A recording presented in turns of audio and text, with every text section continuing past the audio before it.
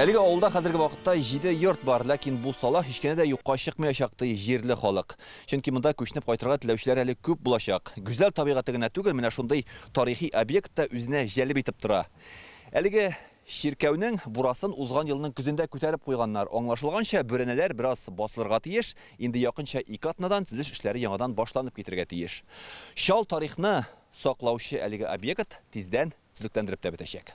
Бу монда чыршыда бар, наратта бар, ике паруда агач бар инде монда. Бу Татарстандагы бердән-бер борынгы агач ширкәү. Ул Кама-Тамагы районының Архангельская Клер авылында 18 гасырда төзелгән булган. Узак еллар аның түбәсеннән яңгыр үткән, гыйбадәтханәне склад, амбар буларак та файдаланганнар. Аннары гомумән ташландык хәлдә калган ул. 3 ел элек ниһаять төзекләндерү эшенә алынганнар. Килүчеләр бик күп монда, карыйлар, керәләр, сораштыралар.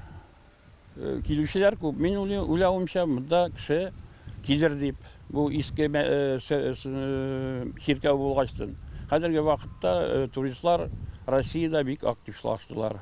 На всех фотографиях. Бүген мондагы төзелеш эшләре белән республиканың тарихи объектларны саклау комитеты җитәкчесе Иван Гущин һәм Татарстан митрополиты танышты. Ширкәү янында күчмә җыелышта фикер алыштылар. Мы видим большую любовь и желание руководства республики. Татарстан җитәкчелеге әлеге ширкәүне торгызу өчен күп көч куя. Диварлар өеп кую авыр түгел. Иң мөһиме анда күңел җылысын өрү. Бу бина тарихи әһәмиятен саклап, халыкка хезмәт итәр дип уйлыйм. Мы видим, делается все качественно, с любовью, по-доброму. Кровля будет по цвету. Түбәсе коңгырт соры төстәге колай белән ябылачак, диварлар агач төсендәге материал белән капланырга тиеш. Булар барысы да бүгенге җыелышта расланды. Объект культурного наследия прошел, вы знаете, определенные испытания. Бу бинаны төзекләндергәндә ваемсыз төзүчеләр белән бәйле сынаулар да узарга туры килде. Тарихи объект торгызыла. Иң мөһиме закон нигезендә эш бара. Гөмбәзне кую буенча метрополия карарын көтәбез. Монда бит һәр нәрсә тарихи объектларны торгызу таләпләренә туры килергә тиеш. Ширкәү ачылгач, бу авыл һәм гомумән район өчен яңа мөмкинлекләр барлыкка килер ди район җитәкчелеге. В первую очередь это возрождение храма, это возрождение деревни. Иң беренче максатыбыз ширкәүне торгызу һәм саклау. Югыйсә авыл бетә бит. Менә бу тарихи объект төзекләндерелгәч, авылга игътибар артачак. Аны күрергә теләүчеләр күп булыр. Восстановление этого храма позволит, я думаю, увеличить количество жителей, которые будут проживать в этой деревне.